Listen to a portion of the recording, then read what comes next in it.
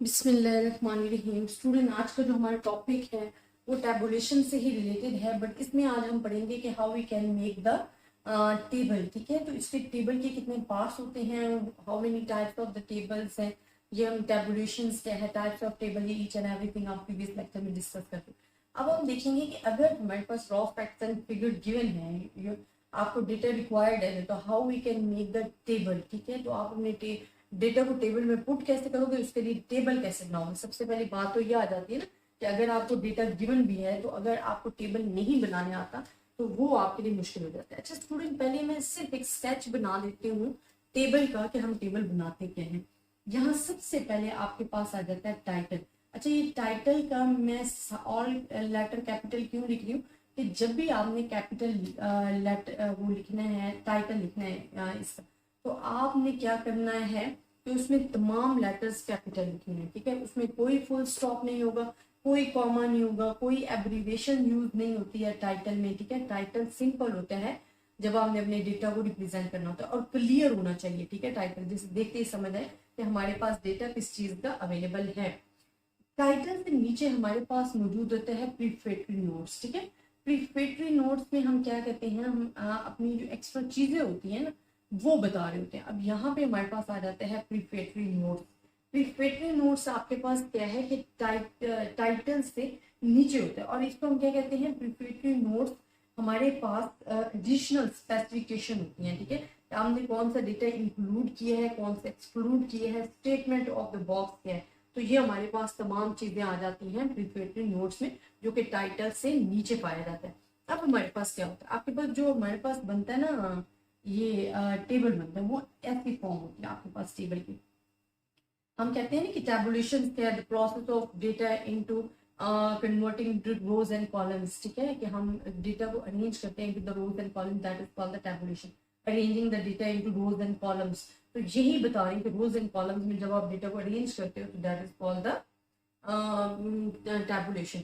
अब यहाँ पे हमारे पास क्या होते हैं, ये हमारे पास क्या बने होते हैं, आप कह सकते हो कॉलम बने होते हैं, और ये हमारे पास रो वाइज डेटा जो है वो गिवन होता है। अब यहाँ पे स्टूडेंट हमारे पास क्या होता है, ये जो कॉलम्स होते हैं ना, इन्हें ये जो कॉलम है, ठीक है, ये यहाँ पे यूनिट वो भी गिवन होते हैं, इनको हम टोटल कहते हैं कॉलम कैप्शन। ठीक है, इस फुल प्रोसेस को हम क्या कहते हैं, कॉलम कैप्शन। के तमाम जो कैप्शन कर लिए कॉलम्स को। और जो हमारे पास बॉक्स साइज होता है ना, वो हमारे पास क्या होता है, वो जो आपने ये लिया है रो वाइज जो लिया, इसको हम बोलते हैं बॉक्स सेट। और इस फुल को जो प्रोसेस है बॉक्स सेट वाला, इसको हम बोलते हैं स्टब। ठीक है, इसको आप क्या बोलते हो, स्टब बोलते हो।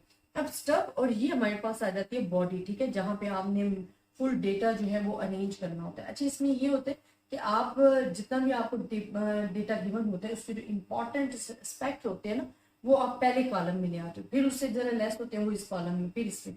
इसी तरह जो रो वाइज जो हमने करना है, वो भी जो इंपॉर्टेंट एस्पेक्ट है वो आप पहली रो में ले आओगे, फिर उससे कम है वो दूसरी में ले आओगे, फिर उससे कम है वो तीसरी में ले आओगे, और बॉडी में तमाम डेटा आ जाता है। और हमने डेटा इस तरीके से रिप्रेजेंट करना है कि ना तो वो इतना ज्यादा तंग हो जाए कि हमारा जो टैबुलेशन का मकसद है कि हम इजीली अपने डेटा को अंडरस्टैंड कर सके वो खत्म हो जाए, और ना ही इतना ब्रॉड कर दिया जाए कि वही पे फायदा ही ना हो कि इतना लार्ज सेट्स ऑफ डेटा को तो हम एक प्रेजेंटिंग फॉर्म में ला रहे हैं ना, तो अगर लार्ज सेट्स ऑफ डेटा को लार्ज में ही कन्वर्ट करना है तो हम ये कह सकते हैं कि it's a wastage of time. ठीक है, कि वो आपका एक वेस्टेज ऑफ टाइम होगा, हम इसका कोई रिजल्ट नहीं कंक्लूड कर सकते। तो आपके पास बॉडी आ जाती है। बॉडी में अगर आपके पास डेटा ज्यादा है तो आप 5 लाइन के बाद गैप दे लो, 1-2 लाइन का, फिर 5 लाइन।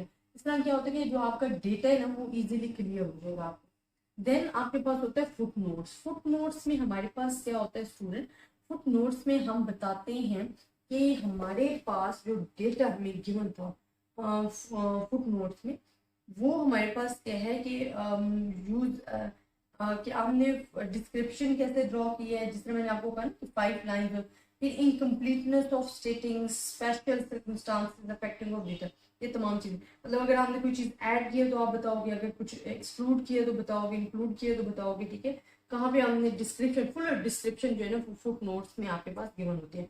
फुट नोट से आगे आता है सोर्स नोट। सोर्स नोट नाम से ही पता चल रहा है कि ये सोर्सेज आपने बताने जहां से आपने डेटा जो है वो कलेक्ट किया, तो जो जहां जहां से आपने डेटा कलेक्ट किया वो आपके पास सोर्स नोट में आएगा। तो जब भी आपने टेबल बनाना है ना, तो उसमें सबसे पहला स्टेप आपने क्या करना है, जिस तरह मैंने आपके सामने लिख दिया है, कोई भी टेबल आपके पास गिवन हो, तो सबसे पहले हमें बनाना है टाइटल। अब टाइटल मेन आ जाता है कि आपने किस तरह के बनाना है। Title main parts of the table होता है, ठीक है, और ये बहुत ही इंपॉर्टेंट होता है, बिकॉज टाइटल को ही देखकर आप समझ जाते हो कि जो हमें टेबल गिवन है वो किस डेटा के लिए गिवन दिया गया। तो टाइटल में क्या होना चाहिए, एक तो ब्रीफ होना चाहिए, फॉर्म ऑफ पेजेस में होना चाहिए, ठीक है, कंप्लीट सेंटेंसेस आर अननेसेसरी होने चाहिए। देन एब्रीविएशन यूज नहीं करनी, ठीक है, आपने फुल जो भी लिख रहे हो, फिर कैपिटल लेटर यूज करनी है। देन आपके पास क्या आ जाता है कि different parts of title should be separate by comma but no full stop. इसमें आप डिफरेंट अगर पार्ट्स टाइटल में आ रहे हैं तो कॉमर्स के जरिए सेपरेट कर सकते हो, बट लास्ट में फुल स्टॉप आप नहीं लगा सकते।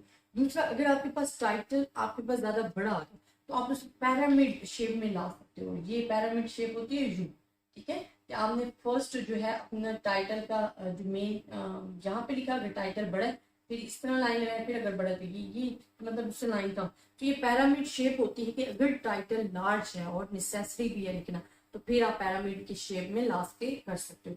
देन आ जाता है रो एंड कॉलम कैप्शन, जो भी आपके पास आ जाता है।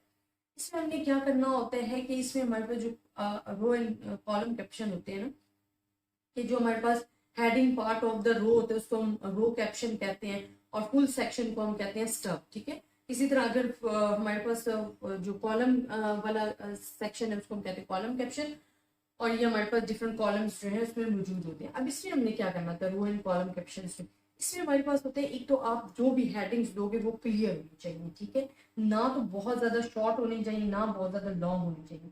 और अगर आपके पास फिगर जो है वो 4 और 5 सिग्निफिकेंट डिजिट्स आ रहे हैं तो फिर आपने उसको किस तरीके से लिखना है। फॉर एग्जाम्पल आपके पास फिगर आ रहा है 2178327, ये फॉर एग्जाम्पल टेबल में फिगर आ रहे हैं, तो आपने कॉलम में इसको किस तरह लिखना है, आपने 23178 मतलब सेपरेट करके कि समझ में आए, ठीक है। ये आपने इस तरह नहीं लिखना, अगर ऐसे लिखोगे तो ये रॉन्ग है। ये उसूल है टेबल का कि आपने खुला करके लिखना है टेबल, ताकि हमें वो समझ में आए।